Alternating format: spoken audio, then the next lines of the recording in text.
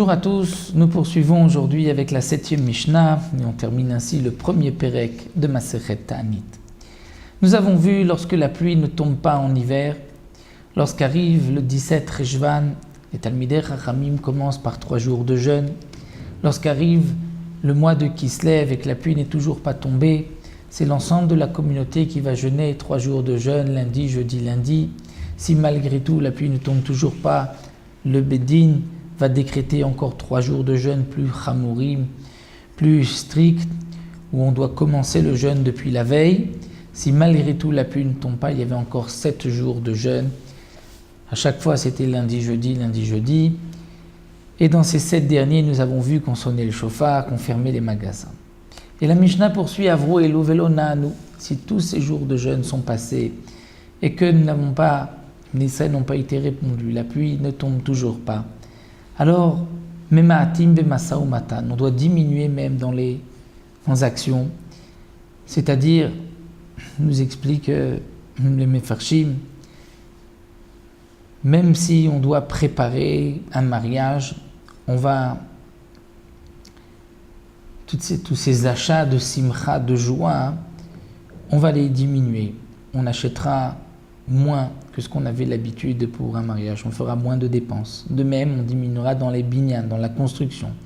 Les constructions de simcha, comme l'époque de faire une maison pour Hatan Vekala ou Benetia, ou de planter aussi, plantation de simcha, comme on avait l'habitude à l'époque pour les rois de planter un grand arbre qui allait ensuite servir d'ombre pour que le roi puisse se promener. Comme simcha, ça aussi, on diminue toutes ces plantations, on diminue aussi Be'irusin ou Benisuin, les fiançailles et les mariages.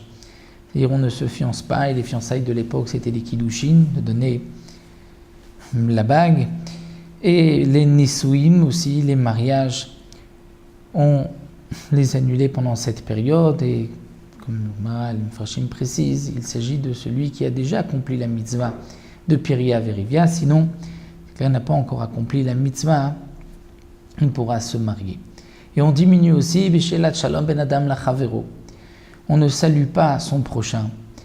On est considéré qu'Ibn Adam Anezufim Lamakom, comme des hommes qui ont été mondés ou rejetés par Akadosh Baruch Hu.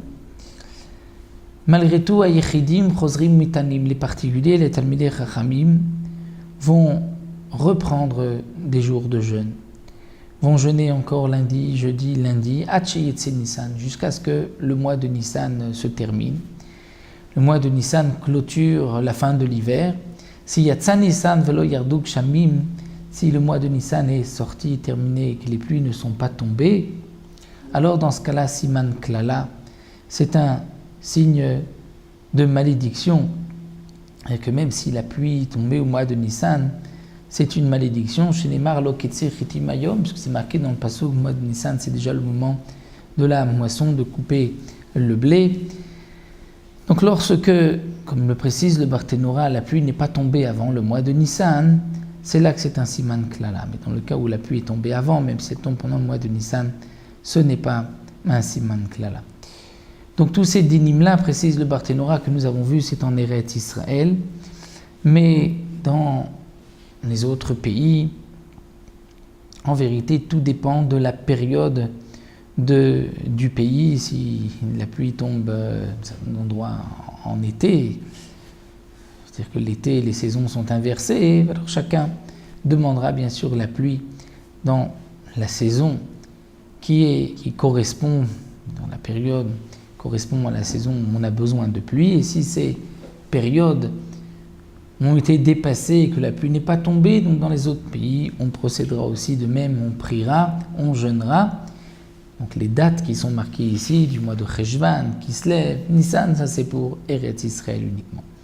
Donc nous avons vu dans le premier Pérek que nous devons mentionner la pluie dans la Tfila, demander la pluie dans la Tfila, et que lorsqu'arrive le début de l'hiver et que la pluie ne tombe pas, on ne peut pas rester sans l'hiver, on doit prier, jeûner, afin que la pluie tombe.